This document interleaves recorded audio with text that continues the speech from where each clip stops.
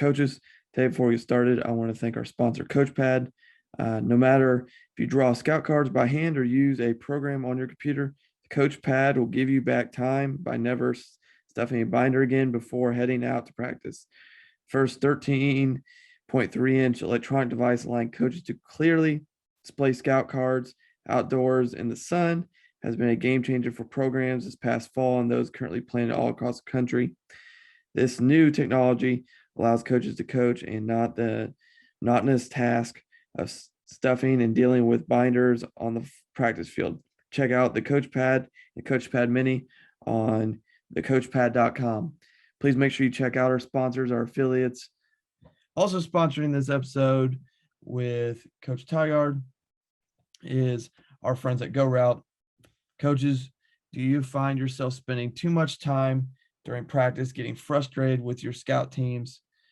Our friends at GoRout have come up with a solution to help you get better, faster reps. GoRout takes however you are used to drawing your cards, huddle plate tools, PowerPoint, even hand-drawn, and allows you to simply press send on your cell phone to share the card with your scout team players who are wearing a GoRout device around their waist.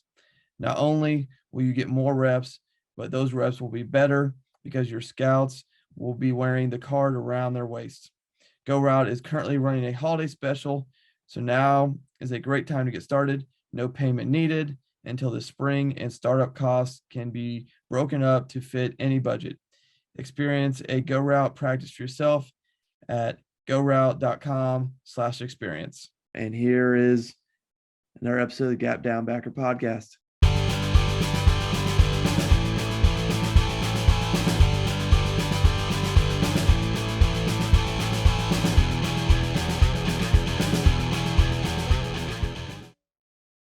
All right, welcome back to another episode of the Gap Down Backer podcast.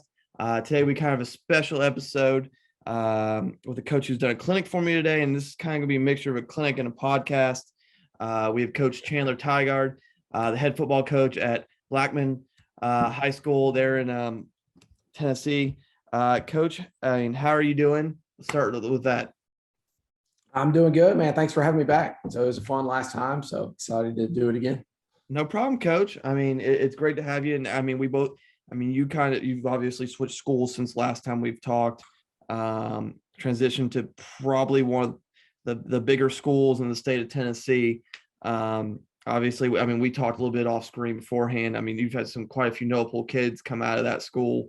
Obviously, for reference for the Ohio State people, the Master T. But before you get started, you want to kind of talk about like the historical tradition. I don't know if the tradition's the right word, but history of producing quality talent out of that school. Yeah, so Blackman's got like 14 current Division I players out there all over the country. Juwan Jennings, Tennessee, Master Teague at Ohio State, or Juwan's at the 49ers now, Donna Sote at Southern Cal. So there's a bunch. We've got some kids that are getting offers now. So a history of putting out a bunch of athletes, not necessarily turning that into winning state championships. So we've only been to the semifinals once. We've been to the quarters a couple times, but we play in the hardest region in the state for public school football. So we've got nationally ranked teams. The number one team in the state always is a region rival right down the road.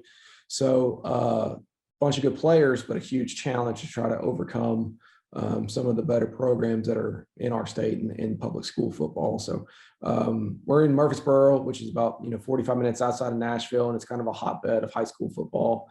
Arguably, it's like the SEC West of football public school wise in our state. So it's definitely a challenge.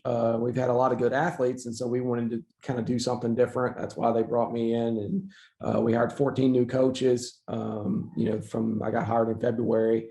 And just kind of reset everything, decided why are we going to do all this stuff. A lot of the things we talked about before at North Jackson, we brought over, and one of my coaches came with me. And so we kind of took some of the things we did there, and then we added some other things from our coaches from all over. And, we're kind of putting this thing together. It was a rebuilding year last year. We did some great things on offense. We got to improve on defense, but we're headed in the right direction. Yeah, I mean, that's fantastic, Coach. So Coach is going to talk tempo and analytics today. Obviously the X and O stuff is fantastic, but I think part of where football has gone is the tempo part is obviously a key factor. I mean, Kelly started that revolution. I mean, God, what is that, 20 years ago now? And, and there's variations of tempo nowadays. There's full fast pace. There's check of the line, all that lovely stuff, and how you want to do it. And then analytics is, I mean, I think kind of has become a buzzword, and I think everybody kind of uses it. And I mean, you watch it on TV. I mean, the San Diego coach is getting just eviscerated on TV because he's following analytics. I mean, but let's be honest, if he would have converted those 4th downs, I mean, he's the golden boy for analytics at that point. So, I mean, I'm sure we're going to get into that. It definitely is a buzzword. I mean, especially down here, you know, the way Coach Kiffin is doing it and some of these other guys, which we're going to talk about. And, you know, just because it's the right decision to go for it, but you don't execute, doesn't mean it's the wrong decision. You know, we do some stuff live in game that's really cool. And, you know, I'm just hoping it can help some other people out and get them outside the box. I wasn't a math person before I got into this thing. So, but now, you know, we're either really, really smart or really stupid, depending on what we're doing right now. So we'll see how it works out. And I'll talk to you in a couple of years from now. Well, I mean, Kiffin's another great point about it, because I think I read a statistic, like at one point he'd gone for it more on 4th down than like any other coach, or I forget what the statistic was. He like converted like 60%. I don't remember what it was, because they talked about, I think, how him and Jimbo Fisher, I think it was that week they played. They're polar opposites. Yeah. And how they use analytics, and how Kiffin and his percentage for going for it on 4th down, whereas, and all that lovely stuff. So, Coach, go ahead and kind of take it away, and I'll chime in as we go. And coaches, like I said, I mean, Coach always drops the good stuff. So as we go, if there's anything you are unsure of, and I'll repeat this at the end, but I'll have tags in the menu, so coaches can go back if you want to go back to a specific spot as Coach starts. So the floor is yours, Coach. All right, thanks. Yeah, and then my email's on here and everything. So if anybody wants a copy, free to share that. So pretty much, can you go ahead and see this? I'll get started. So why we started doing hurry up tempo, I've done this since 2017 when I switched over to be an offensive coordinator. And it's been awesome for our program. So that don't mean it's necessarily right for everybody. I know a lot of guys will change tempos, you know, do a fast, do a slow. We are always as fast as we want to go until we get into a 4-minute situation where we'll do like the sugar huddle, you know, that Auburn has. But the biggest thing for us is we want to go real fast. We want to get more kids out to play, which means more kids get to have fun. It's fun for the players and fans. We only had 4 home games this year. The schedule was set before I got hired, but we actually made more money through attendance dollars than we did both years beforehand when they had 5 home games, just because we're this exciting, you know, brand of offense that everybody wants to come see. And we made a killing financially, which is really nice. And then next year we have 7 home games on our schedule. So it ended up working out well for us for next year. But I mean, money wise, man, I didn't really understand that until I took this job here. And that part was really exciting. We've branded it, which you'll see, you know, we're blazing fast. I got it on shirts. We got it on graphics. We call ourselves all these different things to kind of brand our style of play. And I think it affects the kids, and they get super fired up about that. Now, how big of an offensive difference was it from your predecessor? Huge. So the year before, and pretty much every year, I mean, they had Master Teague there. They've had Octavius Mathers, who played at Ole Miss, one of my coaches now. But so Blackman has always had a stud running back. And the year before I got there, they were basically in I formation, running power and counter the entire time. The previous 3 years combined, they're running power the entire time. I'm talking 10 passes a game. To where now this past year, you know, I think the most we threw it in a game was 72, I think is what it was. I mean, you're talking a lot. And, you know, it swung way too far the other direction. I didn't mean to go that far. Just kind of happened to be that game. But, you know, I don't think what you're doing in the past necessarily, you know, I don't think that affects how fast you can go, as long as this is all you do. We started doing this in spring. We do it all summer. We do it all the time. And I think it just kind of takes off. You can sell it to a lot of kids very easy. The biggest thing is it's stats for everybody. So I can't, even though we're the number 1 passing team in the state, we can still argue to a running back, hey, because we run 80 plays a game, or that's our goal, and the average team's running 40, we have double the plays, which is double the stats for everybody to be successful. It's basically fast break basketball on grass. We want to lengthen the game. Now we only average 65, 70 snaps some years, and other years we've been in the 80s. So it really just depends on the season and your kids and how well you're succeeding in running the ball. When you run the ball, you can go a lot faster than when you're throwing incomplete passes. So we want to get to that 80 mark, but we don't necessarily have a goal when we're checking down. Ultimately, we just want to win the game. We do like to be mentally and physically wear down the opponent, though. We are in better condition. We talk about that a lot in the summer.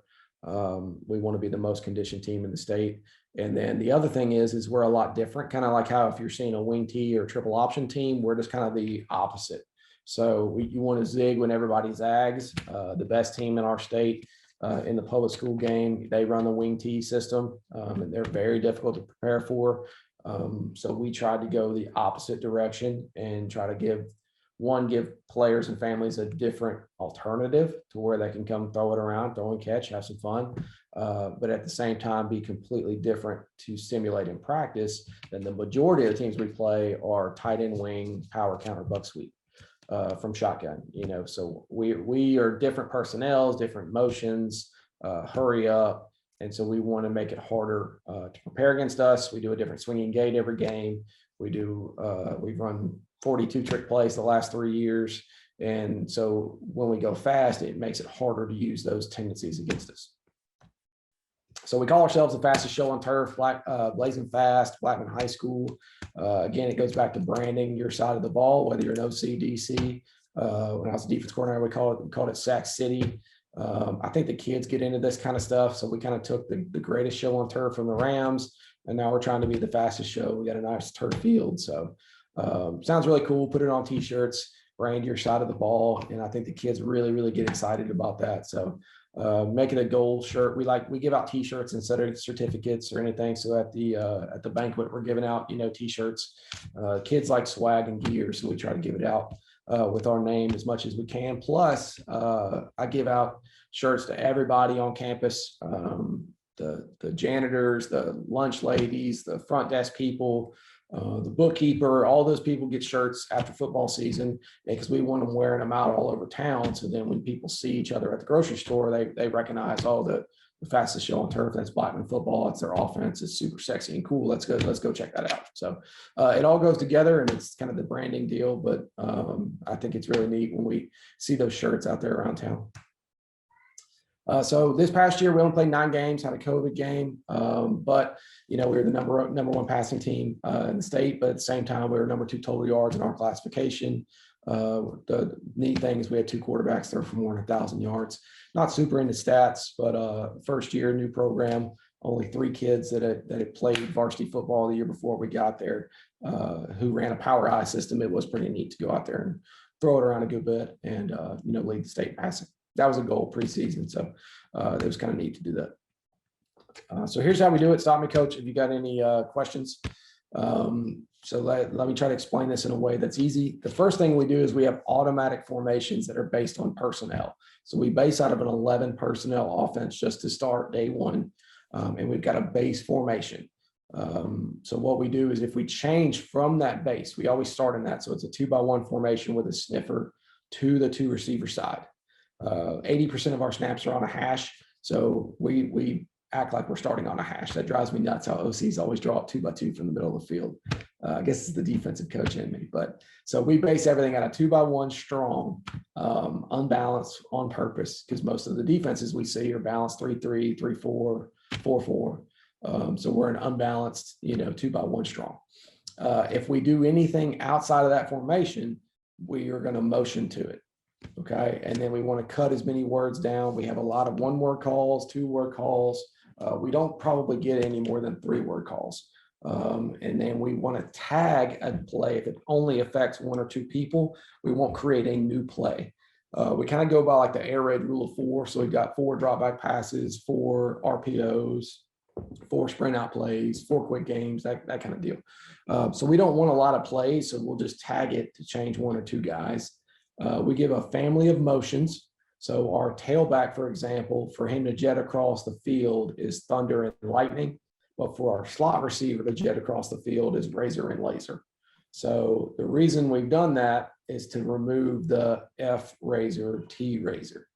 Yeah. If that makes sense, to remove the two words. So to cut it down, we've given everybody a family, like some motion across the formation or whatever. So because we don't want to tag T razor with the formation with the play, and then now you've got 5 words. We try to build in the motions as much as possible to our play calls. So we've got a couple like, your 2-point pick flat play. We've got a funny in and out return motion that's just built into the play, and we don't have to say anything. So that's the way to do it. We're trying to do that more this year, is to just have as many 1-word calls as possible. Our RPOs, they're built in. There's automatics built in on every run. And then our protections, when we do draw back and pass, are built in. Our center can make protection calls. And so we remove the quarterback having to slow anything down by calling protections. We build it into the center. And what he sees is what he calls, if that makes sense. So there's a whole lot of automatics, and that's kind of how you get going real fast. So like this is our base formation. This is our 2x1. This right here was our tight zone to the left. So we called it Tulsa last year. And what it is we're going tight zone left. Okay. I don't know. Can you see my mouse? Yep, you're good. Okay. So the base rule when we got there was it's going to be true triple option, right? So your tight end is arcing, your slot receiver runs a bubble. This is the post snap side of the RPO, where our glance is the pre-snap side of our RPO. And so what we do is we just tell the quarterback there's always a pre-snap side, always a post-snap side. Our base rules are if you're the outside receiver and the slot is coming to you. So whether he's running a bubble, whether he's running a jet motion across the field, whether he's running an orbit motion, if he's coming from left to right, the right receiver is going to block the outside number of the corner. If you're the outside receiver and the F is going away from you, meaning he's bubbling on the other side, he's motioning away, then you run the glance. We run a 5-step skinny post is what we want to do. And he'll break it off skinny or flat, depending on how tough the corner is on top of it, if you follow me there. Yep. And then the quarterback is just, if he decides to do he doesn't like the pre-snap side, then he's just going to be a true dive key, pitch key. Now, our quarterback this year was a big 6'5" kid, pocket passing kid. And so what we did is we took off this dive key. So we made the automatic Tulsa play for it to be a kick out block or a down block by our tight end. So now we're removing the dive key. So everything else stayed the same, where he can throw or read the apex defender to go bubble, or he can hand the ball off, or he's pre-snapping, thinking to the left for the glance. Okay. If you follow me there. Yep. The way we number the bubbles and stuff is we don't count anybody. This is the R4 deal. We don't count anybody behind the umpire. So the umpire stands about 10 yards. So any safety that's deeper than him, we don't count. And so all we're doing is if our bubble guy is our second receiver, we count 1, 2 outside in. So that is the person that he's keying for a bubble throw. If this free safety rolled down, that would be our second guy, which obviously he would have good leverage on the bubble, so we would not throw that ball. Yeah. If the tight end was out wide, like I think our next formation. Yeah, so our tight end's out wide and he's running the bubble, then it would take 1, 2, 3 underneath the umpire to determine whether we throw that ball or not. So it's true. It's like a triple option counting system is how we do it. How big of an adjustment was it for your quarterbacks? Because obviously you said it was a very run heavy offense beforehand. How is that process for when you're adding a whole different system, and especially an RPO system and a system where you're moving at warp speed? Yep. How big of an adjustment and learning curve was that for them, and how did you kind of adjust for that? It really wasn't, man, because honestly, we played 2 quarterbacks. So one of them was a transfer who didn't even start until June. So he didn't get any spring practice with us. He was at another team that ran RPOs, but he was at a private school up in Nashville, but not like the way we do, into where they were more regimented like a robot. And then our other quarterback went through spring ball, but he just kind of figured it out. So it's the numbering system for your screens, your screen games, so your bubbles and now screens. So if I'm running bubbles and nows, how many receivers do I have out there? if I've got 3 receivers out there and the ball's going to my tight end, like from this position, we'll run a shoot and block the F. So he'll just run a quick flat, like an arrow route. Well, again, it takes 1, 2, 3 defenders to defeat that arrow route. If this guy's above the umpire, we don't count him anyways. So we act like he doesn't exist. The Mike would then become the read guy for the shoot. Well, right now he's out leveraged by the shoot route. If he ran a flat right now, he's out leveraged. The Mike is, so we just go ahead and throw it to him. We're looking to get the ball out as fast as we can, and we're fine with throwing bubbles or flare routes to our fast guys. I'd rather only have to block one person on a bubble and make him miss, as opposed to handing the ball off and needing all 6 blocks in here to work out well. So it's kind of like a rocket toss for a flex bone guy, I guess. Get you 1, 2 blocks and go. If we want to read the glance side, then we can actually make that our post-snap side, okay, and make our bubble pre-snap by just telling him, Tulsa glance, as opposed to regular Tulsa. Tulsa base rule means I'm reading the bubble side. Tulsa glance means now, hey, we're reading this guy, and now if this Sam is leveraged pre-snap, we can throw the bubble. So you're just kind of giving them freedom. The more they do this, now we'll actually let them read both sides. Does that make sense? Yeah. And so now they pretty much figured it out now. So now we can start to combine quarterback runs with glances, and that's when it gets really nasty. So by the end of the year, we were doing that kind of deal to where you're running quarterback trade to the counter trade to the left, but he can still throw a glance to the left, and that stuff gets hard to stop. Yeah. So this is our base, and this is our base run day one, and when we get in the spring. When I say we change to any formation, so like we call empty, this in this picture would be empty. Then here we are going to shift to it. So we start in our base, and then if I call empty, so this play here is our empty 4 verts, then they shift out to empty. I don't have to say, it used to be explode to empty right 4 verts. Does that make sense? Yeah. So now all we got to say is empty 4 verts. If I don't say a direction, it's automatically right. So this used to be our base 20 right. Now it's just base. So if I just stick my hand up base, that's what they're going to line up with the F receiver to the field. Okay, the X and Z are left and right.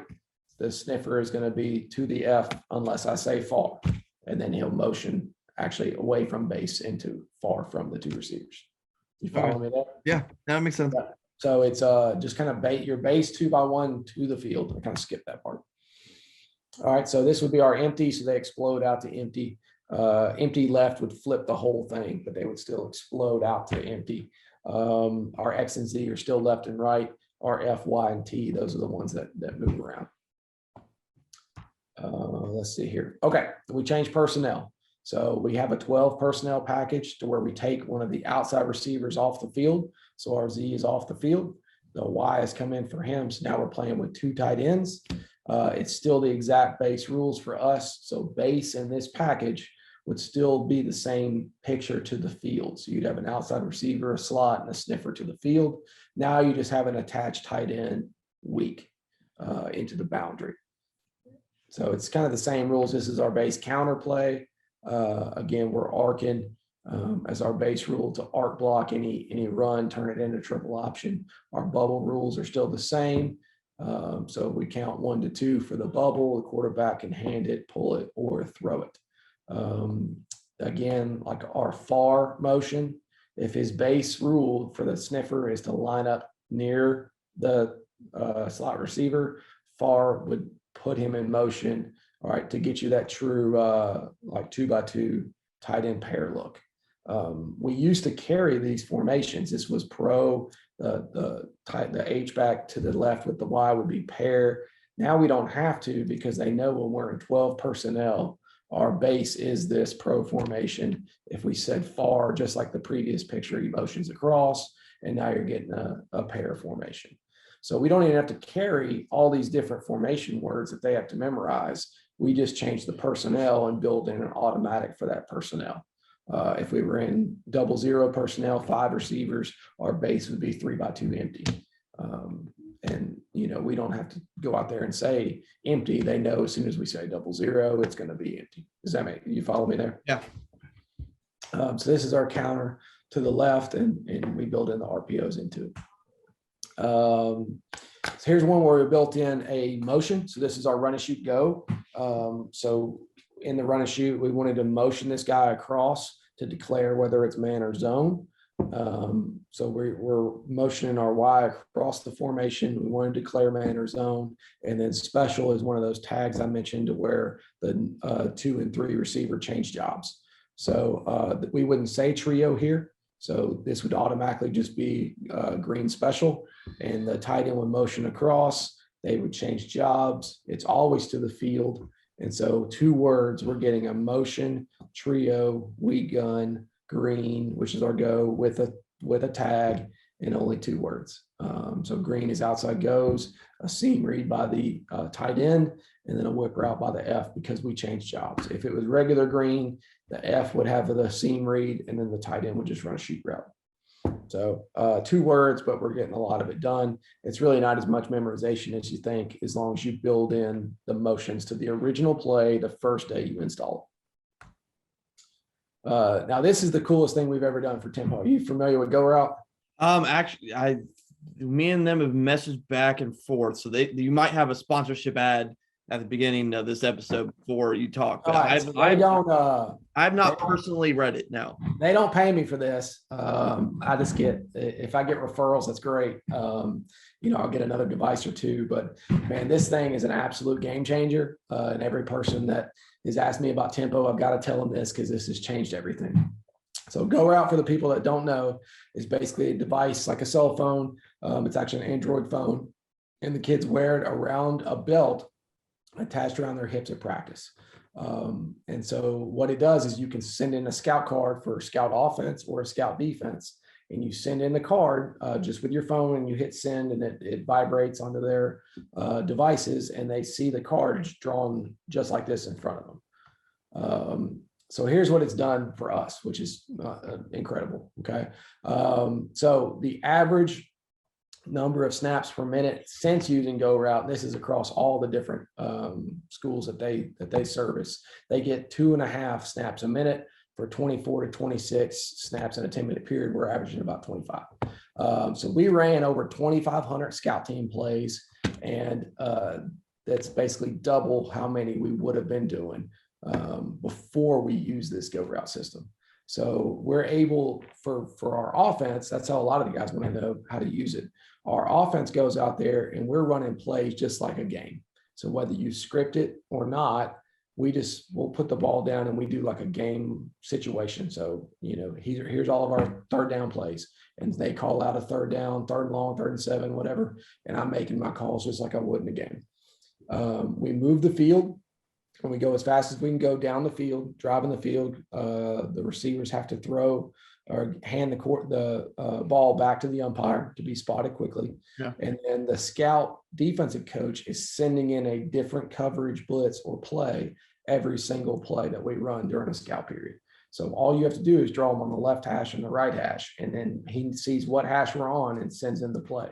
So I can get a different coverage. I can go from cover 4 to 3 to 2-man to whatever. I can get a different blitz. I can get a different front. I can get an entirely different look every single play while we're trying to snap the ball in 10 seconds. So it is so fast and easy to where all the kids have to do is just look down at their belt. They don't have to come to a huddle. They don't have to do any of that. They just see I'm the field 4 technique. Now I'm a 5. Let's rock and roll. And it's that simple. You usually use this more for your scout defense than anything. We do a combination of everything. We do scout defense. Okay. At the same time, because we've got 120 kids. So on the other side of the field, our scout offense is running it. So the scout offense is just staying out there. It's basically no huddle scout team. So they're staying out in formations and running plays back to back to back, as opposed to coming back in the huddle. And that's how you can go so much faster. We're also doing installs with it. So we took this from Stanford. So what we do this spring is we're going to install, say, our 4 vertical play. We're going to go out there. We're going to stand in formation. We'll send them the play. They can look down and see the diagram exactly as you would in a meeting room. They walk through the play. Okay. So now we're talking through the play. So they see it, they walk through it. And then if you need to show them film, you take that group over to the sideline, and we've got these sideline televisions we use for instant replay. and we can hook those up to an iPad and show them the cut-ups of 4 verticals while the second group is about to do the same thing. Okay. So yeah, so you're literally running 2 or 3 groups with the GoRout. So they're installing, then they're walking through the play, then they see the video. So you're doing like a live meeting room as opposed to the old days of sitting in the classroom. Here's the drawing, here's the picture, and you're sitting there. So we're kind of combining the walkthrough with that, if you follow me there. So how much has that eliminated your classroom time then? I'm assuming it hasn't eliminated everything, but you don't have to have any. Yeah. So that's a game changer there. And when, it's smart, I'm not super smart, but it's smart enough for Stanford. So I was like, hey, that makes perfect sense to me. So the key is you just got to have a lot of devices, so we only had 14 devices this year. We're going up at least to 22 next year. Stanford's got 50. So, you just, right now we're picking an offense day to do that, and defense does something else and flip it. But the more and more we get these things, I mean, I've even got some old school coaches that, they came in, I'm going to draw every single card by hand, which you can do with this thing, and upload them. And even those guys were like, man, I'm never going back. So I don't, like I said, I don't get paid anything for this. I'm just trying to share the good word. And man, if you're trying to go fast, our practices are so much faster because of this. We don't practice any longer than we do a 2.5 hour practice on Tuesday. Other than that, it's an hour and a half or less, an hour, 45 minutes. So because you're getting so many snaps in such a short period of time, you'll run your kids to death if you're actually doing a 2.5 hour practice every day going this fast. Yeah, hey, you'll be in good shape though. Yeah. I mean, now you're going to be in good shape, and the kids love it, man. They're good with technology. So here's the number for Joe. I think he's the OC at College of DuPage. I think he's up there by you guys. But man, this is what it is. So like you see on the screen, it's basically this little, it says device, and they fit in these sleeves. So the phone goes in the sleeve, it goes to the belt around your waist, and then you use your phone or a tablet or whatever you want. We use an iPad for offense. They've got one of their phones for defense, and they just click the little green button and you're sending it into plays as fast as you can go. It's pretty affordable. And then the coolest thing, man, is it runs on the 911 cell tower system. So you don't have to have Wi-Fi.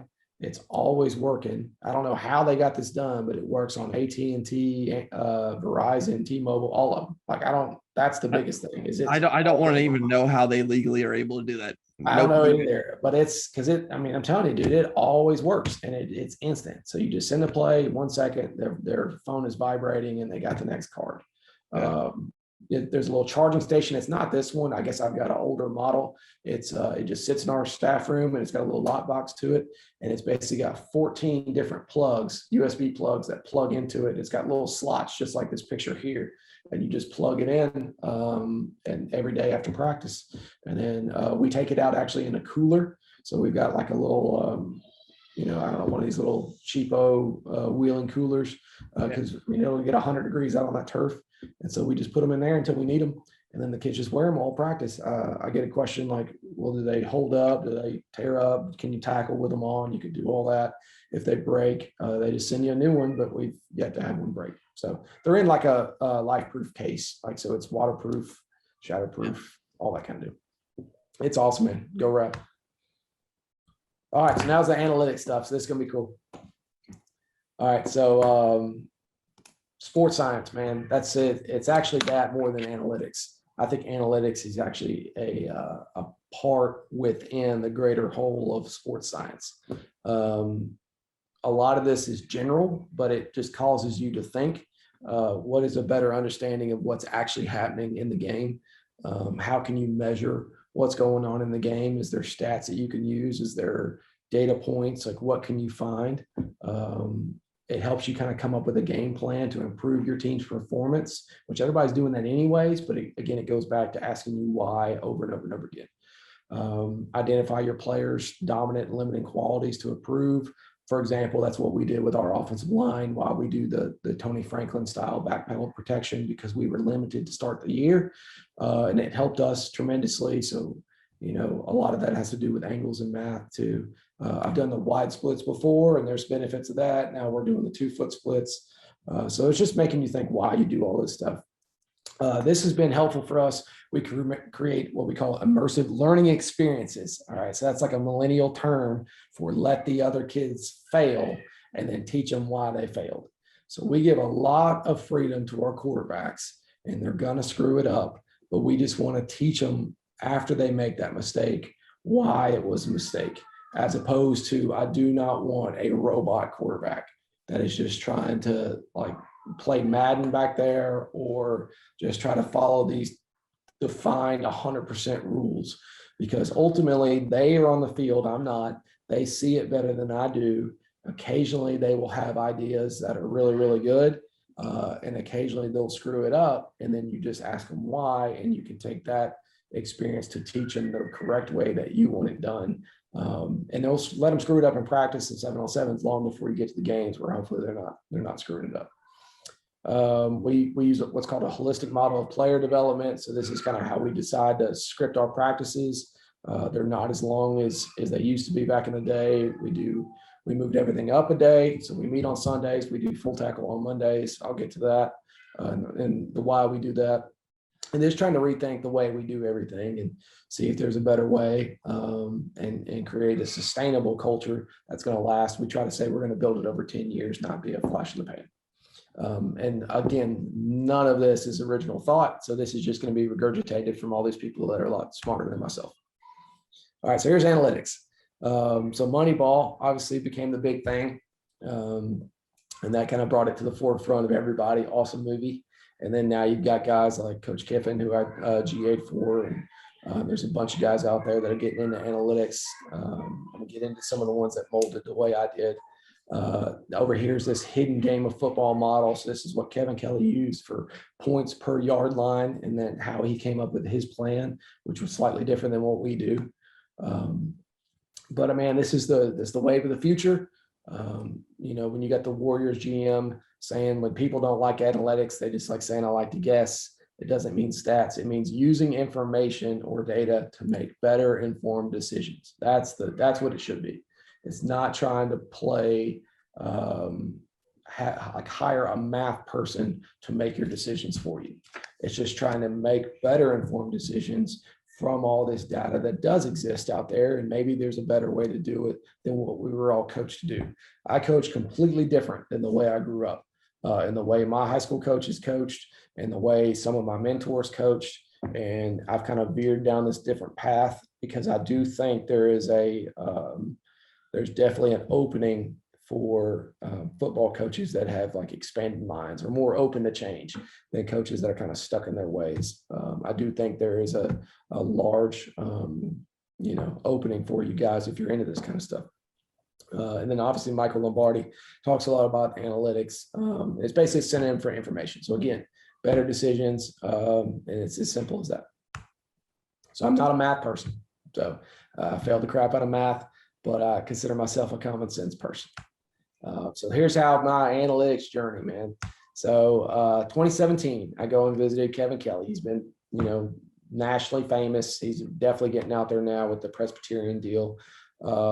He's been super helpful to me. They've done coaches clinics. Their defense coordinator down there, Coach Taylor's a good friend of mine also from Nashville. And so I went and visited these guys and started picking their brains. And I'm like, man, yeah, they've won a lot of state championships, and a lot of this stuff is goofy and different. But maybe there's something to it. And so we go down there. So here's how some of the stuff they do. Not exactly what we do, but it's definitely interesting to at least discuss. At the time, I was talking to him, they've never punted. He punted 8 times in 15 years. They onside kick almost every single time. They're 85% pass. They're empty the entire game. Here's one that's interesting, and I'm actually leaning to this direction. They do not catch punts. Okay, so if the other team is going to give you the ball back willingly, then why are you going to try to block their kick and rough their kicker and give them the ball back? Or why are you going to try to catch the kick when only, if you go back and look, maybe once or twice or 3 times a year, you're going to drop it and give them the ball back? He says on average, you lose 7 yards of field position. We play on turf, so it is a little different. We put 2 of our best players back there this year to catch punts. We did drop 1, and we fair catch the majority of them. And is it even worth it to have a kid back there for that one time in that one big game that you're going to drop a punt? I don't know. Did you guys drop any punts this year? I don't think so. We did get a roughing the kicker call though. I know that. So now I used to be like, hey, go block everyone. yeah. You know, and block kick, there was a number out there at some point. I'll probably find it, that if you block a kick, you win this percentage of the game. Yeah, it's like 82% or something like that. You win. But I've Yeah. also blocked 2 kicks in a game and lost a game. So I mean, stats aren't foolproof. We've had a 99% chance to win the game and lost the game. So Yeah. you know, it is what it is. But I mean, I do think it's worth discussing. And you know, me and the special teams guys and some of our coaches, we do talk about this. And every year I'm like, oh man, I shouldn't do it. He does the same on kickoff return. So on kick return, they don't coach it. So they don't spend any time on punt return. They don't spend any time on kick return. They get the ball, they run as far as they can and get out of bounds, and nobody else hardly blocks to get a holding penalty. And we don't do it that way. We actually try to return it, but it's you know, pretty interesting. They allow false steps. I did kind of do this to where we don't do a ton of indie drills, especially during the season. I used to be the guy when I was coaching receivers at Missouri Southern. Every receiver had the perfect wide receiver stance, the front toe slightly cocked in. Everybody leaned down with their hands up, ready to go, and everybody looked the same, very regimented. But all that time I spent teaching that, I could have been spending using on something else. Because ultimately, whether it's college and you got 20-hour rule, or you're in high school and you only have them for this amount of time, is that perfect receiver stance worth what you're going to get out of teaching, you know, a red zone pick play or something like that? That's the thinking behind it. And we've kind of gone through some of that. My quarterbacks, for example, the way we do pass drops, I just want them to get back to 9 yards. Okay. On our drop back passes, I've got a 6'5" quarterback who takes a punch step, 3-step drop to end up at 9 yards. I've got a 5'11" quarterback who takes a quick 5-step drop from the gun to get back to 9 yards because his legs are not long enough to get back in 3, or just by the way he was dropping. So they use 2 different drops for the same play to get the ball out in the time that we need. And so I guess my biggest pet peeve is everybody goes to a quarterback coach or guru and they're teaching all these perfect drops that go with these passes, but it doesn't necessarily fit every kid's body type. Yeah. So now you don't want to let them get away with anything detrimental, you know, so whether it's a quarterback doing something like my younger quarterback likes to drop the ball down. We call it like putting the ball in you imagine you're standing in waist deep in a pool. You don't want to bring the ball all the way down in the pool and get it wet as you bring it back up. Like, I don't let him do that, but at the same time, I don't need all 3 quarterbacks to have the exact same identical drop when they're all completely different kids. One's a righty, one's a lefty, one's 6'5", one's 5'10", if you follow me there. So, and I would have never done that when I came straight from college, when everybody was exactly detailed and you had to be a robot in the way your stance and drop was. Coach Kelly, and when he did this at Presbyterian this year, and then also at PA, they use a 0 drop pass protection. So all 5 offensive linemen, he says, don't have to be great. They're going to try to battle for their 3 seconds right there on the line of scrimmage. They don't drop back. The quarterback takes a no drop. So he literally catches the ball and stands there, which is very different. And they're because they do that, they can run their routes different. So like their hitch route is not based on steps or yards. They run a hitch and wait until the corner opens his hips, and then they stop. It could be at 4 yards or it could be at 10 yards. So the quarterback has to be at a 0 drop, ready to deliver that ball, you know, be ready to throw at any time because he's not sure when that receiver is going to break. We don't do this. We get back to our 9 yards and we try to throw based on our R4 timeline. But you know, I do think it's worth having a discussion for why do you do this stuff just because they did it that way. I mean, he's had like 10 quarterbacks throw for more than 5,000 yards in the season. So maybe there's something to it. Now, when they got to Presbyterian this year, I know they had to finally add a different protection there at the end of the year. So I do think it's just worth discussion. Why do we do it this way, even though it's as simple as quarterback drops? Here's another guy that I've gotten to know, Stephen Prather. So he's the CEO of Sports Source Analytics out here in Franklin, Tennessee, outside of Nashville. So they're hired by a bunch of people. What their company does is they pull every box score across the country in all of college football. and it goes into this database, and they can basically pull out all these different statistics that come from those box scores, which is really interesting. So every single college football game in the last however many years they've been doing it, he can pull out all these different things, which I'll get to. But he came in clinic with our staff, which is a big help. And it's basically the same thing over and over again. Why do you do all this stuff? Break down to, workouts, to pass protection, to anything. Why are you doing what you're doing? Then another one is Fergus Conley. He used to be the lead sports scientist for Michigan football. He's got a bunch of books that are out, and I recommend a lot of these books. So here's some right here. Game Changer is a textbook about that thick, and it's written extremely intelligently and interesting. It will tell you the same correlations in all the team sports. So there are some things that the New Zealand All Blacks rugby team do that is the same as the Golden State Warriors, is the same as the New England Patriots. So when you have three of the most successful teams in their sports history across three sports, and they're all doing something similar, I do think that's worth getting into. I'm always looking for new ideas.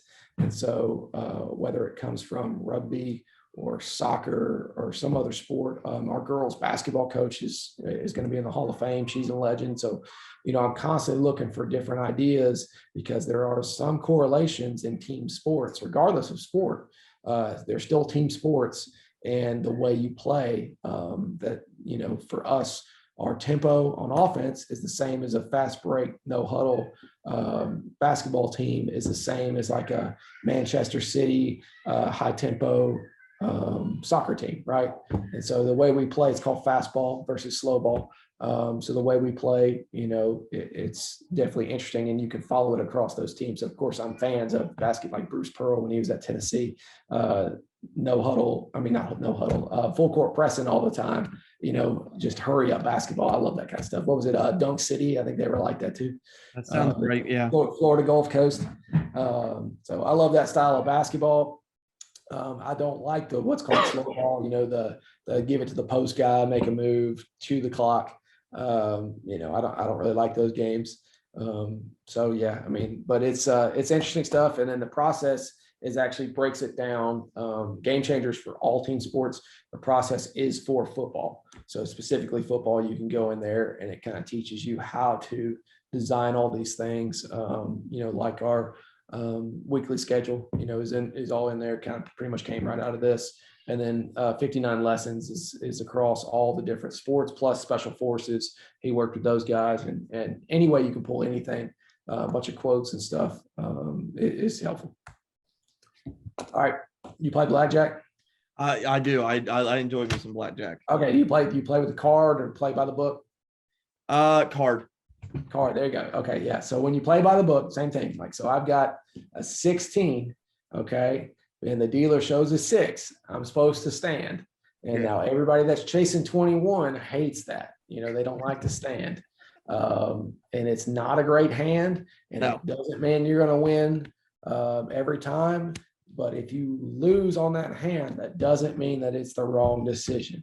Correct. And that's kind of how I look at analytics when it comes to 4th down conversions and this kind of stuff. So same with, Jim Harbaugh going for 2. I saw that. I think that I didn't watch the game, but I heard about it. I think that was yesterday. If you have one play to win the game, and statistically, maybe you got a good play, you have to know that in the back of your mind. But I would rather win the play on one play, knowing I have a good play, as opposed to trying to go to overtime or whatever, and then hoping it works out, or if that makes sense. So just because it doesn't work in your favor doesn't mean it's the wrong decision. Yeah, and we talked about that earlier.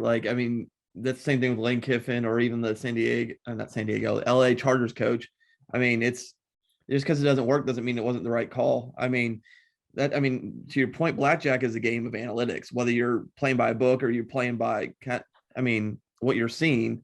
It's all a game of, okay, statistically, what cards have been used, what cards haven't, what do you have, what do they have up, what have you seen in the deck so far? It is 100% a game of analytics.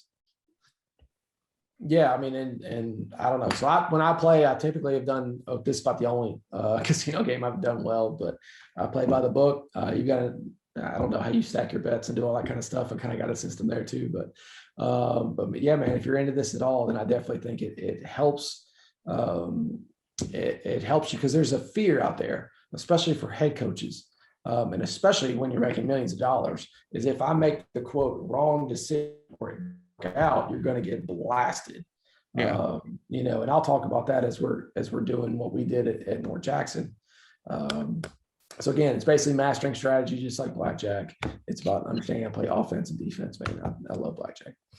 All right, so now here's what we do live during the game. So are you familiar with Edjvarsity? Here's another sponsor that they don't pay me for. Yes, I mean we were year of COVID. We were going to have a big like wing tee clinic at the school I was at. We're going to have a big clinic, bring speakers from out of state. We had set them up with them for them to be a sponsor for that. And then obviously, I mean, COVID hit and canceled everything for us. But yeah, I mean, I remember seeing their stuff at Glacier. Yeah. And we thought it was some very interesting stuff on what they were doing in terms of analytics and how to look at data. Yeah, so we were one of the early adopters. So I ran into them at a Glacier too, started hitting them up. And next thing you know, I'm giving clinics on it and stuff because I just believe in this stuff so much. And here's what it does for us is basically here's a picture of, it's the first quarter. There's 8 minutes left. We're on offense. It's 1st and 10. We receive the opening kickoff. They're going to get, the second half kickoff. And here's what I get. So I get on 1st down, I've got a person in the box that tells me we're going to go for it on 4th or 4 or less.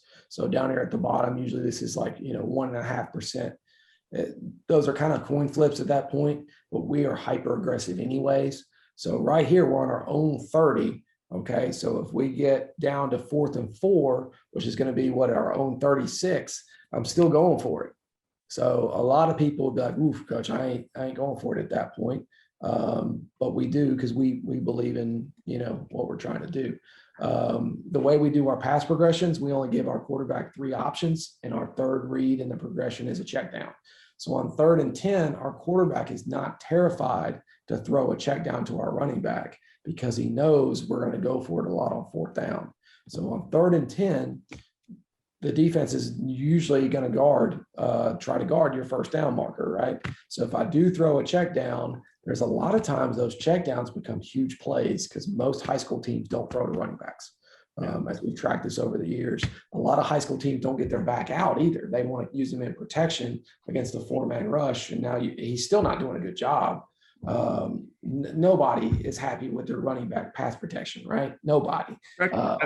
We started flaring ours out a lot more this year because we kind of had to, and to get an extra hat in the ball. And we took advantage of some things throughout the year. We hit some nice things off of it. I mean, I was always you just got to be willing to throw in the ball. Yeah. A lot of people, and especially quarterback now, a high school kid knows it's 3rd and 10, and you've hammered him. It's 3rd and 10. He's not going to be willing to check the ball down because it's like he failed. You see what I'm saying? Yeah. To where our kids, they understand. And I've yet to come up with a system to let him know, like, hey, 4th and 4, we're going to go for it. But he knows more than likely we are going to throw the ball to the running back. If he gets 6 yards, great. We're going to go for it anyways. Yeah. And now it's transition into we're the team that goes for it all the time. So when we do punt, we use our quarterback and we do the Auburn, quick kick, and he's averaging 45 yards a punt because there's no returner back there because we are the team that always goes for it. So, it's been a huge deal for us because now I've got a guy in the box and he tells me, 1st and 10 on the 30, hey, coach, 4 is your magic number. And so I know I'm trying to get to 4th and 4 to be able to go for it. Now, we got stuffed on 4th and 1 quarterback sneak twice this year. So maybe that's wrong. But if you're going to get stuffed on 4th and 1 on a sneak, you deserve to lose the game anyways, is what I would say. So, hey, it happens. Doesn't mean it's a wrong decision. Here's where we get a little more in depth. So this is maybe the nerd in me. So we do what's called a risk reward analysis. Okay. So I've got a Google sheet that is open on the same computer that we have Edjvarsity open. All right. So on the previous slide, you see over here where it says like your chance to win the game. Yeah. So right here, just, 1st and 10, we've got a 52% chance to win the game. based on our strengths and weaknesses from the other opponent. I think it was completely balanced when I built this. That app, you can swing your sliders strong or weak if you're a better team or a weaker team or faster tempo team or slower team, kickers, whatever. So what we do is we run this risk reward. What is our chance? This is for kickoff coverage. So after we score, I want to know, are we better off kicking the ball deep? Are we better off, say, pooching it, which we don't do? Or are we better off onside kicking it? Okay. And so what we do, our pre-snap win percentage is this year we average the 27-yard line if we kick it deep. So the opponent is going to get the ball on the 27-yard line. Okay. If we just kick it to them, that's where they start. Pretty good. I mean, not terrible kickoff coverage, because the previous school we were at, it was the minus 37-yard line. So most smaller schools, when they struggle with kickers, they're going to return it at least to the 35. Even the referees will agree with you. But we had a kicker who could hit the end zone. So we're trying to determine, do we kick it to the end zone or try to or not? If we're now unsuccessful, as if we kick an onside kick and do not get it, they get the ball at the 47-yard line. We win 35% of the time. A successful win percentage will be we onside kick, we get the ball at the 47-yard line. We win 80% of the time. So it spits out this answer at the bottom. So it says 22%. All right. When we onside kicked every single time at North Jackson, we got 27% of them back. Okay. So we set a state record there for that. So now I know if I do it every single time with a kicker that we imported from Spain that had never even seen American football until week 4 when he showed up, and we got 27% of them back when the other team knew it was coming with 11 guys up. Okay. If they don't know it's coming and we got a chance to onside kick it and we only got to get 22% of them back, we're going to go ahead and onside kick it in this picture. You follow me there? Yeah. So if it said 50%, you'd have to recover 50% of your onside kicks, then we would kick it deep. The risk reward is not beneficial to onside kick. If it said 12%, we only have to recover 12 of the onside kicks we take, then we're going to onside kick in that picture. Doesn't mean it's the wrong decision if we don't get it. This year we sucked at it completely, so maybe it's wrong to be doing it. But I think it's in here. That goes back to whether our kicker believed in it or not. Edjvarsity also gives you this post-game report. So here's a couple games we had this year. So this was our Stewart's Creek game, a big region game. We lost this game because of 16% chance to win we gave away on personal foul penalties. So new staff, new culture. Every personal foul that we got was on a senior, and 16% chance to win that game we handed to the other team by getting a personal foul penalty on 3rd and 10. They had a 3rd and 15 to kick a 50-yard field goal. I think it was a 52-yard field goal with 2 seconds left in the half. We get a personal foul. Now they're kicking a 30-something yard field goal. Yeah. This report is really neat because all these little buttons, I can go in there and see this play caused us this percentage to win the game or this percentage to lose the game. And so a lot of kids say, you say, hey, you're hurting your team by getting a personal foul. And they understand that. Yeah, it's not good. But when you say we lose this game, 8%, okay, of 100%, 8% is you gave it to the other team by this decision. And then you multiply that by, so it's 16%, you know what I mean? It has a different effect on the kids, I think. So exactly what they cost their team. It's given an actual amount in that situation. Same with turnovers or interceptions or whatever too. I think that's cool. So here's another game. So here's a game we won. So we got all the way down here to less than 25% chance to win the game. This play here, we get a big turnover. I think this was a fumble and this was a pick. We ended up coming back scoring. This is the big touchdown to win the game. Yay, Blackman wins, with a minute left in the game. So you can actually go back and get all these little green dots are good decisions you made on 4th down analytically. So I think there's like 5 of them in here. And then you also get this deal here at the end of the game. So like this play here, we got a fumble back. That's a 30% chance to win the game that we recovered. Getting a first down, is 14%. Getting this interception at the game, that's a 35 percentage point swing. So it's you can actually see the momentum of a high school game And when you show them this picture, you're like, look, guys, we've had games where we're down and we've got a 20% chance to win. All hope is gone. We're not going to win the game. You know how they feel on the sideline. Well, then all you got to do is show them some of these to where now, like, look, there we go. Somebody makes a play, we're skyrocketing, we're back in this. And you can see how the momentum can swing quickly in our direction. I've also lost a game that we were up 35 to 10 at halftime against the number 2 team in the state with a 99% chance to win the game. So it works the other way too, because it pick six, kickoff return for a touchdown. The one time we kicked it deep.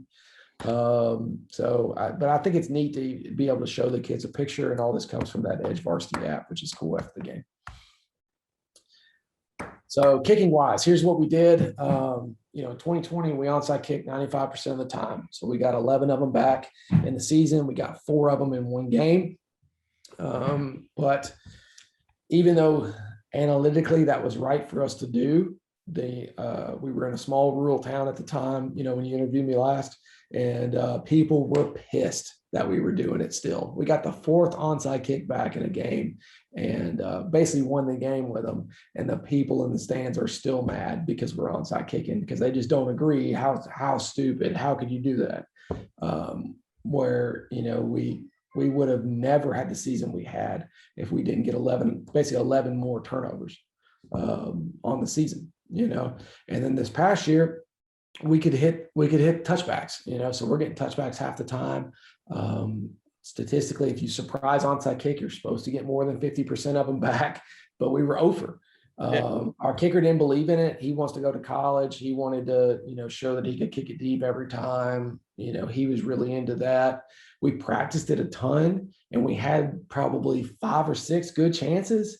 And for whatever reason, we just couldn't get it back. Where the previous year with a different team and a kicker who had never even seen American football, he gets 4 of them in a game. So, I've only done this now for 2 years, and since we started onside kicking. But the more we track it, we'll see how it goes. Same thing with 2-point conversions. We're 55% on 2-point conversions this year. We do a different swinging gate every game. Couple reasons: 1, to make them prepare for it; 2, it's a pain in the ass. Honestly, I would hate to see that. And then 3, it's a lot of fun for our kids. And you got some backups. We had a senior backup defensive end who never played, but he caught 4 2-point conversions this year, and so that was kind of his thing, and he was super fired up about it. We were better off, I would argue, going for 2 with our offense that's pretty solid than leaving it up to our operation, because it takes 3 things to go right to make an extra point or a field goal. You got to have a good snap, got to have a good hold, got to have a good kick. And we had 3 good ones, but still that's a lot of things to go right. We did not even attempt a single field goal this year. We were way better off, in our opinion, to go for it on 4th down than to actually kick a field goal, just because our offense was rocking and rolling. If we weren't as good offensively, then maybe it would be different. And within the app, you can kind of slide your sliders, how good you are, and it makes suggestions. You should kick a field goal here versus, you should go for it. Here's a lot of the stuff I've gotten from Sports Source Analytics. And then I've noticed as we go, it is important that the first matter. So on 1st and 10, it's 40% of football. The more efficient first down team wins 71% of the time. Basically, you don't have 3rd downs because you're so much more efficient on 1st down. A lot of people spend a ton of time on 3rd down periods, but if you're not getting in 3rd downs because you're so efficient on 1st, obviously that should be better. We kind of switched the way we call plays to the Lincoln Riley deal. I heard him talk about this in the clinic. I want to call plays that are correct 95% of the time. So basically our counter tray, we don't care what front you're in. Our Y cross, we don't care what coverage you're in. There's answers built in, and it doesn't matter what you run. We've tried to build as many of our plays in our offense as 95%ers, as opposed to the way when I first switched to offense, I wanted a post dig into 2 safeties. You know what I mean? I wanted a perfect call into the perfect defense. Well, then when they spin to 1 safety, they got you beat. And, we ran into too much of that when I first started. So now we're trying to win 1st down, and now we're starting to do it. So the 1st quarter, 1st half, first to score, Obviously, all the big differences if you want to win the game. And then the first play of the drive. This is the one that some of the old heads and my coaching buddies have always talked about. Basically, you're more likely, 15% more likely to score if you just have an efficient play the first play when you get the ball on that drive, which it still doesn't really make much sense to me that the first play causes such either benefit or confusion or whatever it is. But by being efficient on the first play of a new drive, at least getting 4 yards, when I say efficient, it's your 15% chance more likely to score. I thought it was really neat. So our first play of that drive, I used to throw deep balls a lot, but that's low percentage. So now on that first play of a new drive, I'm looking to actually get an efficient play, and then maybe we'll try the deep ball later. Everybody knows this now. Big plays is a 45% chance difference on drives that have a big play versus not. So, and this is the average Division I team. So they score on half their possessions when they've got a 12-yard rush or 15-yard pass. Now we just count big plays as 20 plus. So we don't care as much about the 12 and 15 or whatever. We want as many 20 plusers. I got that from Pulaski. And then over the last 5 years at the FBS level, the team that won the big play battle won 75% of the time. Now in high school, you see a lot of these wing T, or you guys wing T, like to grind it out. No, you're not. I mean, I've been at schools where we've been wing T, but I'm currently not wing T. You see a lot of those schools that grind it out, and there's nothing wrong with that either. But and your best, even your triple option teams now, they're gashing people when they're really rolling because they're getting more big plays than the other team. Same with negative plays. This was a big thing with Coach Kelly. They wanted to have more sacks, so he tracked a lot of sacks.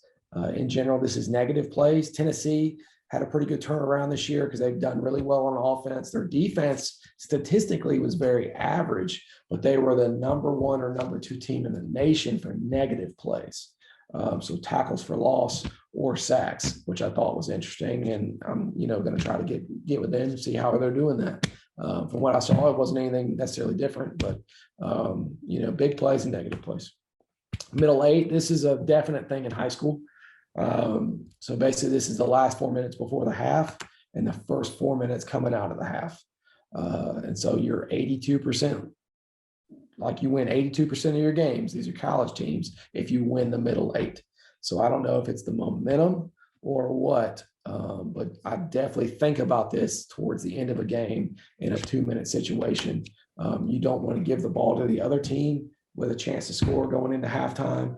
And I used to always take the ball off the coin toss, but now I defer. You're 3% chance more likely to win if you defer. But I like to know that we're getting the ball to start the second half, unless there's weather or some other kind of deal going into it. So I don't know. Maybe this just makes you think, man. Like I said, I'm not a math person, but this was a good point by Bill Belichick talking about keeping Peyton Manning off the field. So if he could score the last 4 minutes on a long drive, then they got this big halftime, then he gets the ball to start the second half. How long is that Peyton Manning and the offense doesn't get the ball? And I know that other teams try to do this to us a lot because we go so fast. Everybody wants to hold the ball and keep our offense off the field. And we get sick and tired of standing over there. So I do think there is some merit to this one. Well, I was looking at I forget which, it might have been that Patriots game where they played Bills. I don't remember who I was looking at an NFL game, and there was a 16-minute difference in time of possession. Yeah, I'm sure. Yeah. So it's your whole quarter.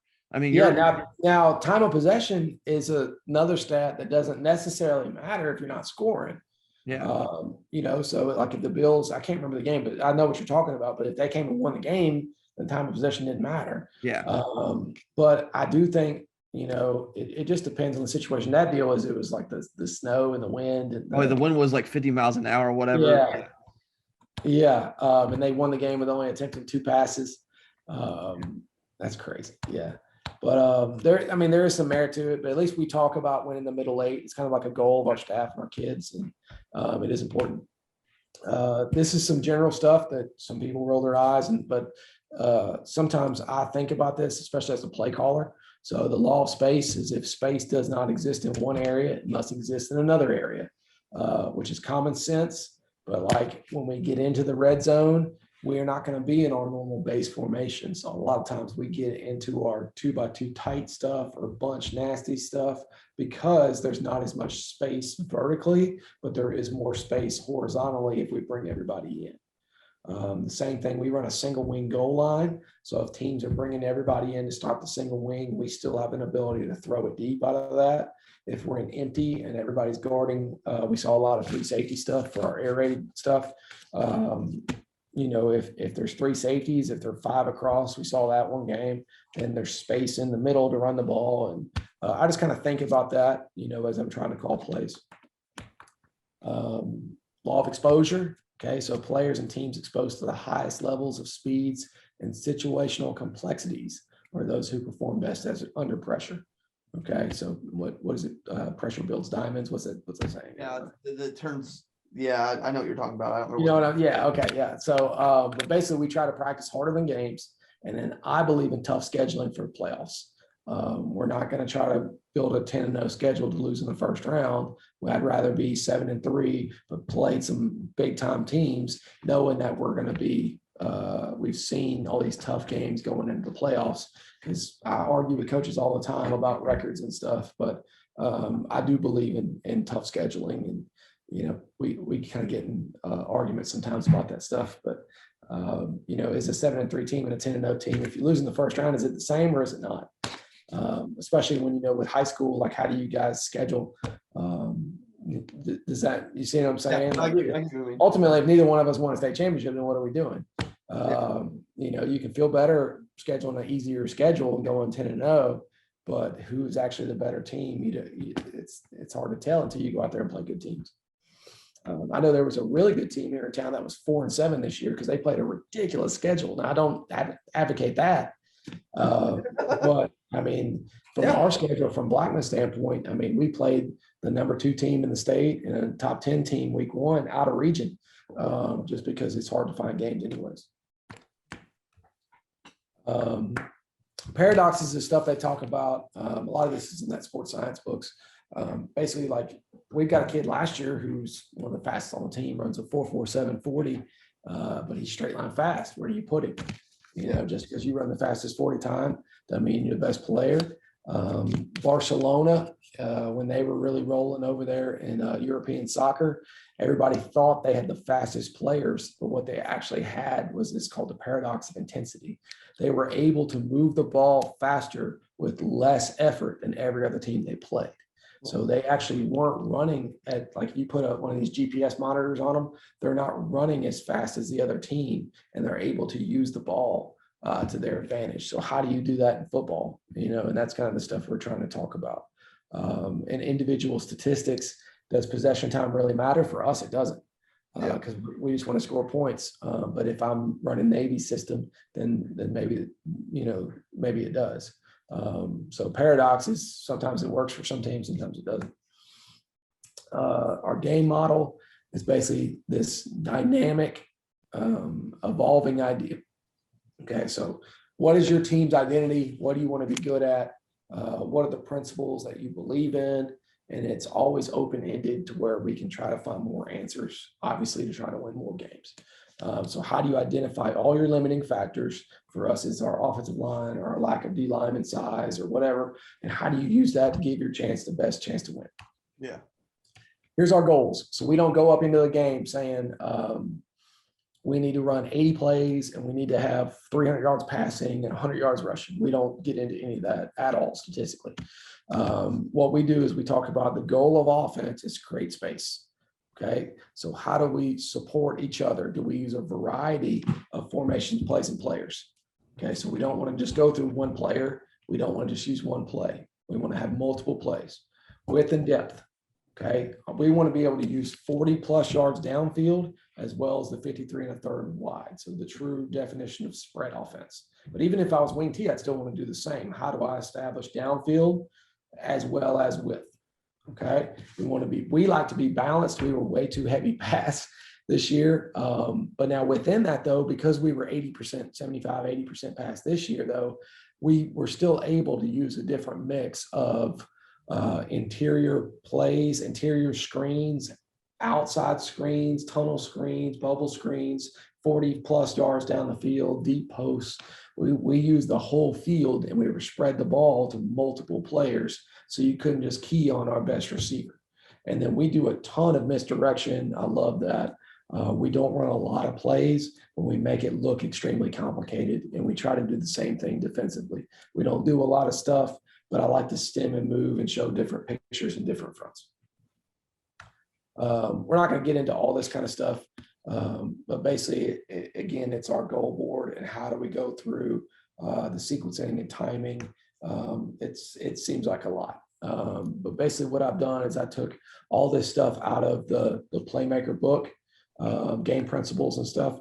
And then this is how generally we discuss our goals. So what is your scheme identity? What's your multiple options? Make the field as big as possible, attack the perimeter, all the same stuff with the goal of creating space. Okay, so this is kind of like the more detailed version of that goal board that we did. But again, I've got this so where people can go and download it, screenshot it, and take a picture. But I don't know. I kind of feel like a beautiful mind when I'm drawing up all this stuff, man, because it's all these goals everywhere. But ultimately, it's not about the stats. It's just about how did we attack everybody. And if you attack the entire field with misdirection and different people and different plays, I think you're almost impossible to stop at that point. Same thing on defense. So our goal on defense is to constrain space. So how do we support each other? By alignment formation, 90% of defense is what? Getting lined up. So against us, everybody's worried about getting lined up to all these formations and motions. I do think this is interesting that I haven't seen on a lot of goal boards is the recovery of momentum. So were you able to recover momentum after giving a big play or a sudden change? A lot of the defensive goal boards I've come across didn't necessarily talk about recovering momentum and just, I guess, realizing that it's such a big factor, especially in high school. I think momentum is a huge deal. Did everybody cover their assigned areas of the field? Are we balanced? Are we compact? Are we keeping our shape? If you're a cover 4 team, how did you do with keeping all your different rules? It's the same thing there, getting more detailed with the ultimate goal of constraining space. So if our goal of our offense is to create space, the goal of defense is to take away space with isolation, termination, and disposition. Fancy words for close down space, remove the threat, take away the football. So if you need fancy words, it's up there for you. And if you just need to get lined up, take away the person with the ball, take the ball away, it works for them too. So do your job, take back momentum, take your space, do your job, hold off all the various attacks. Hopefully they don't use all that stuff. They don't use the whole space. They just try to get the ball to one kid, or they just try to force it here. Or preferably the coach tells the quarterback exactly who to throw to. We've seen that in the past, and then you work together and use your teamwork. Let's see here. All right, so here is our weekly game plan. So I love talking this stuff, so stop me if you got any questions. Basically, we bring the kids in on Sunday, okay? We work backwards to build this up. So you go game day before the game, which is Thursday, Wednesday, and we go backwards, but it's kind of easier to explain going forwards. So we bring the kids in on Sunday. We do a lift. So we do upper body lift, and we watch the film, and we do any sort of indie drills that are relative to what we just did on Friday night. So you actually want to go through the same experiences as a kid. Like, so if I got sore running and cutting, then you want to do some sort of running and cutting on Sunday. That's what we do that day. Monday is actually our high intensity, high collision day. So that's our man up Monday is what we call it. So that's our Oklahoma. That's our full tackle to the ground.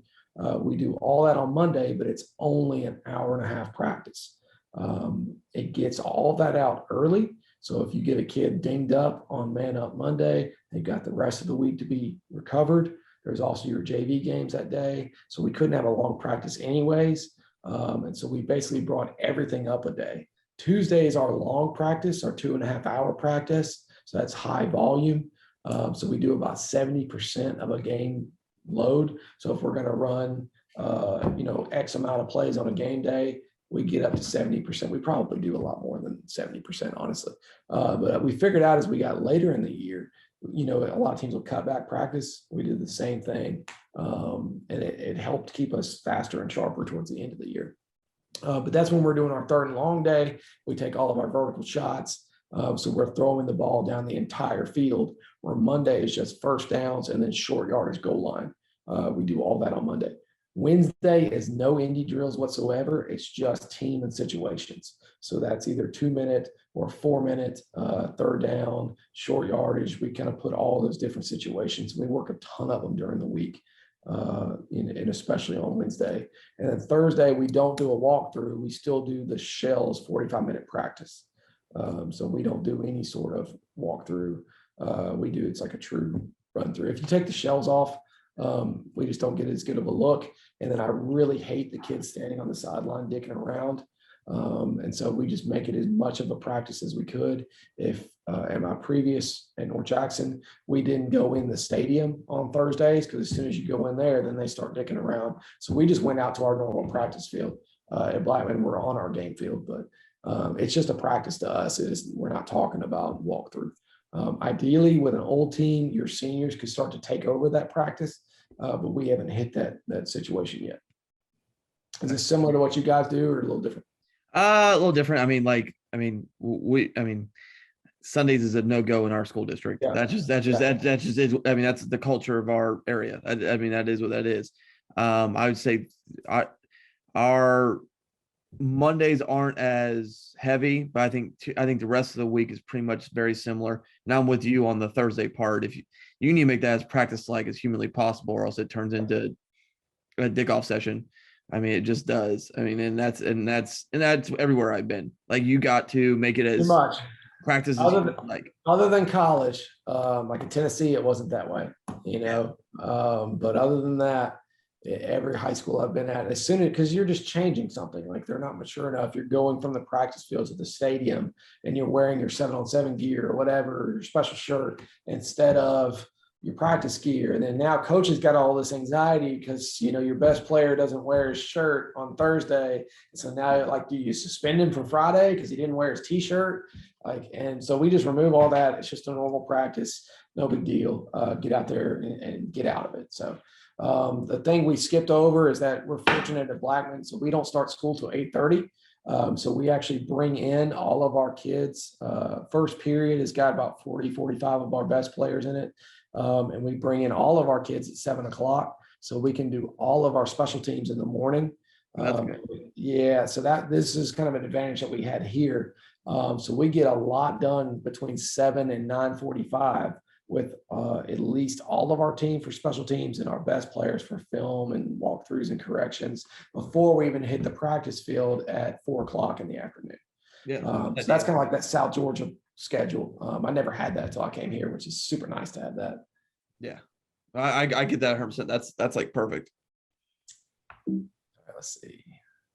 All right, and then this is our we call it a player model, but basically we're trying, when we think of our kids, we're thinking of tactical as in their the X's and O's, technical as in their individual drills, psychological, and then their actual physical strength and conditioning. So we take a kid, say James here, and we basically say, hey, for these next 6 weeks, here's what we want to work on. Here's what we need to do strength and conditioning wise. Here's what we need to do psychologically. Like this kid here, he's a good player. He's just lacking confidence. Now, strength and conditioning, we needed to get a lot bigger because in the last 3 years, we haven't done a great job strength and conditioning until we brought a new staff in. So we're working that now. But, right here, psychologically, he needs to increase confidence. What's a plan we can have for that? Technically, whether he needs to be a better blocker or needs to work better on his in-breaking routes from his left side, it would go in that section. And then the same thing with our X's and O's. He forgets this, or, we need to do a better job, remembering these signals or whatever it is that goes in that tactical section. And so all of this does is it just makes you think of your kids from the 4 areas, not just X and O area or not just physical area. We don't prioritize different sections of the summer. Like June is not a strength and conditioning period, and July is an ass whooping, sprinting and running period. Like we think about all 4 of these year round. So we're constantly doing as much football as we can and constantly, trying to do as much as we can for these guys psychologically all year long. And ultimately, man, this is just the general idea of sports science and analytics is why you're doing everything. How do you practice and why? What do you spend the most time on and why? When you win, do you know why you won? Other than you just score more points, like statistically, is there something you can find for your program that's going to help you win?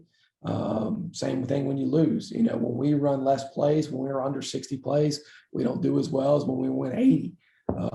So we try to push the tempo as much as we can.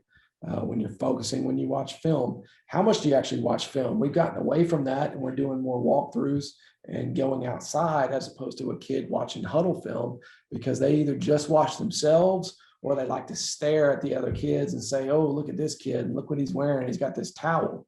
The same thing we ran into this year is, let me see if you've ever heard of this, for away games. We didn't show up to that facility until 15, 20 minutes before the game. We walked out there, kicked off and played.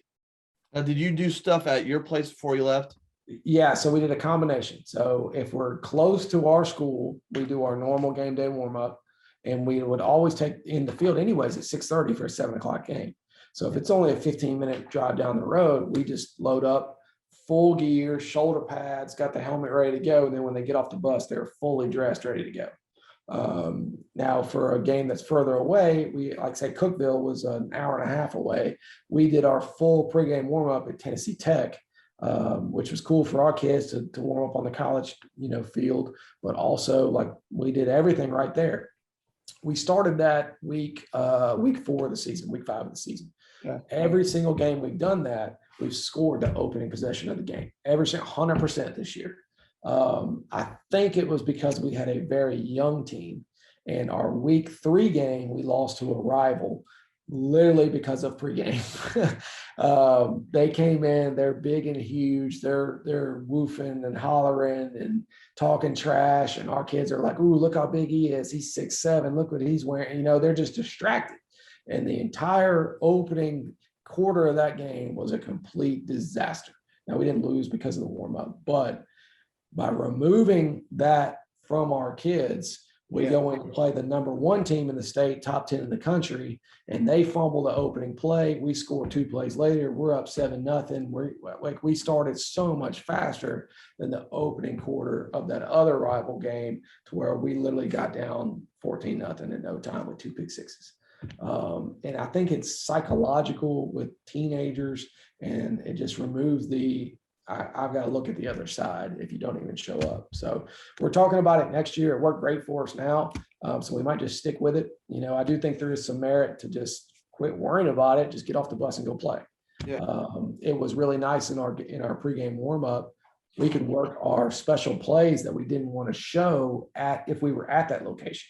You see what I'm saying? So say we had new formations and motions, it's basically we're going through them full speed and we're not worried about showing the other coaches on the other side of the field. It removed a lot of anxiety, even on our coach's part. We're not getting pissed about so-and-so, is wearing his back plates out, or he's wearing pink gloves and we're not supposed to be wearing pink. You could kind of correct all that at your own place or a different location. And it just kind of calmed all the anxiety down, I think, is what helped us this year. Okay. Now, next year we return 15 starters, so it's not going to be a big deal, hopefully. But I do think it just depends on how old your team is. And, but this is the reason we do all this stuff is why are we, everybody's always warmed up at the location, right? So why do we change that? I don't know, and I do think if you're asking yourself why to every single thing you do, and you can't come up with a good reason, maybe you should be doing something different. Same with our kids. If they ask us why we do it, we have an answer. If we don't have an answer, maybe we should be doing something different. So, and the last thing, man, we're trying to hire coaches. So, yep. So I need a D-line coach right now. I'm always looking for coaches. Hit me up. It's a fun place to work, cool place. At Chandler Tygard on Twitter. DM me. Send me an email. You ever seen that before in the clinic? Yeah, oh God, I have seen the word heart. Like I've not seen it. This you were surprised by Rick James busting out there, weren't you? Yeah. No, yeah, that's hilarious. Like I said, I mean, bravo. Yeah. That is beautiful. I mean, I will say this. Those orange unis are nice. Yeah, well, we did that on purpose. So again, going back to branding, like in my first clinic, right? Yeah. So there's no orange. We're in Tennessee, where the University of Tennessee is, but there is actually no orange, mainly orange high school in Middle Tennessee. And so we're orange and navy. We're Auburn colors. But I said there's 4 Navy schools all within a 20-minute drive of our high school. So we are going to be the orange team. We're bright orange. We let the seniors design these uniforms. And they're straight up orange color rush in your face, but it kind of goes with our flashy offense and attitude. And, our coaches don't wear polos. We're wearing Jumpman, dry fits or hoodies or whatever. We put flames on the helmet. As far as I know, we're the only team in America with flames on the helmet. So again, that's another branding thing. We got this big old banner this year. It's so daggone big. It takes the JROTC, all them kids to hold it up. We're just constantly doing things to be different and brand ourselves. And I think if you do that and you watch the other clinic, like you're going to see, hey, this is what attracts teenagers to want to come play here.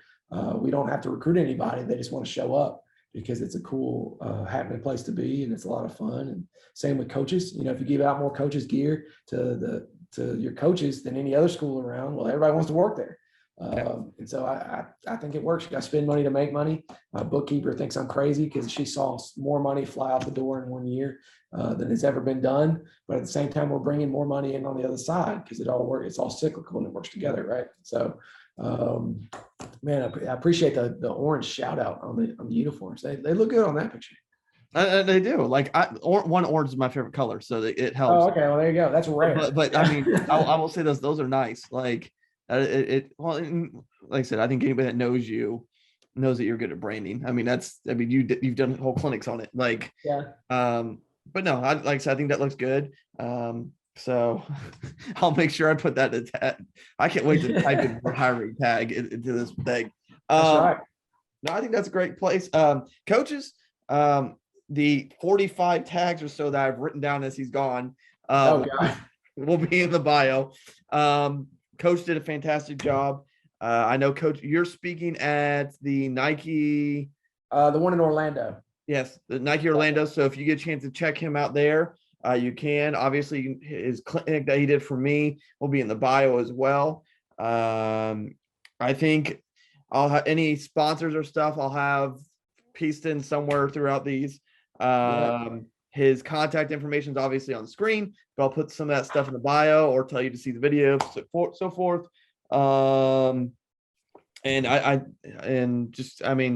Thanks, Coach. I do appreciate it.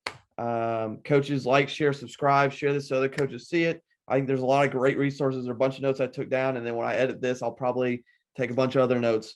And then that's just another episode of the Gap Down Backer podcast.